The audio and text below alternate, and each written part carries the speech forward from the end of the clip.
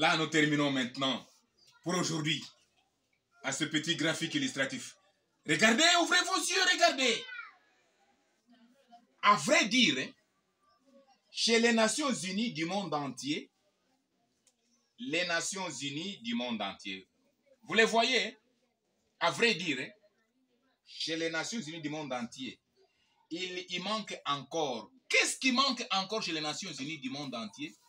Il y manque encore la parole de Christ telle prêchée au siècle primitif. Cette parole de Christ annoncée au siècle primitif, elle fait défaut en ces temps appelés temps moderne des Nations Unies, et pourtant l'Église prêche maintenant le temps dernier. Défi à relever. Chez les Nations Unies du monde entier, en Asie, Europe, Amérique, Afrique, Océanie, il y manque la foi en Dieu, le véritable. Il y manque la repentance sincère, totale et même définitive à Dieu. Il y manque la conversion à Christ. Il y manque la vision du règne ou du royaume de Dieu sur toute la terre. Il y manque chez les Nations Unies la mission de l'Église pour toutes les nations d'après toutes ces références bibliques qui sont ici. Voilà ce qui manque encore chez les Nations Unies. Voilà ce qui est en crise chez les Nations Unies du monde entier. Il y manque encore la parole de Christ telle que publiée, prêchée, annoncée au siècle primitif. Il y manque encore la foi en Christ, la foi en Dieu, Dieu le véritable, chez les Nations Unies. Mais il y manque encore la repentance à Dieu. Alors une repentance sincère, totale et définitive. Il y manque encore chez les Nations Unies la conversion au Seigneur Jésus-Christ. Il y manque encore la vision du règne de Dieu, la domination de Dieu sur toutes les nations. Il y manque encore la mission à accomplir auprès de toutes les nations. C'est ça le défi en face de Néhémie Amani Bizinga, le christologue théocrate mandaté. Voilà mon projet de société publié et présenté aux Nations Unies. Voilà ma dette à payer dans le monde. Voilà ma mission, voilà mon mandat. Je suis mandaté, moi, au temps dernier, de prêcher cette parole de Christ à toutes les nations.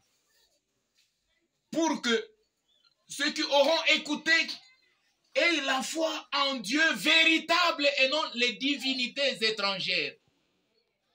Pour que ceux qui auront été saisis par ce message fassent une repentance sincère et totale à Dieu.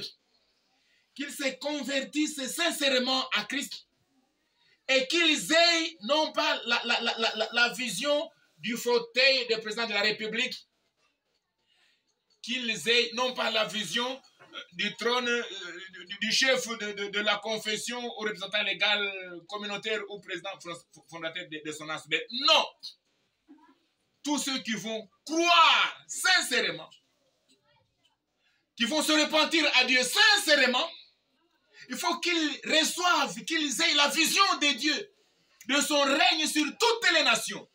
Et qu'eux aussi accomplissent cette mission pour toutes les nations. Nous avons encore à faire dans le monde pour toutes les nations.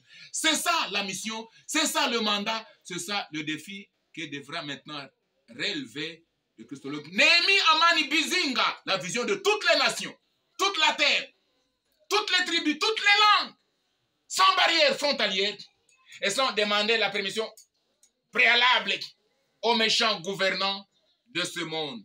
Je ne demande permission à personne. Dieu m'a donné un pouvoir et j'exerce ce pouvoir. J'annonce cette bonne nouvelle du royaume à toutes les nations à partir de Jérusalem, là où je suis maintenant là. C'est ça la pensée de Dieu, la volonté de Dieu. Et oui, oui, c'est ça. Vous ne faites pas ça, vous n'avez pas Dieu. Vous ne le connaissez pas. Vous ne l'avez pas encore connu. Vous ne l'avez pas encore vu, ni rencontré. Mais vous voyez Dieu dans son règne sur toutes les nations. Et vous faites cette mission pour toutes les nations. Là, vous avez Dieu. Vous êtes pour Dieu. Et Dieu vous bénira. Ça continue prochainement.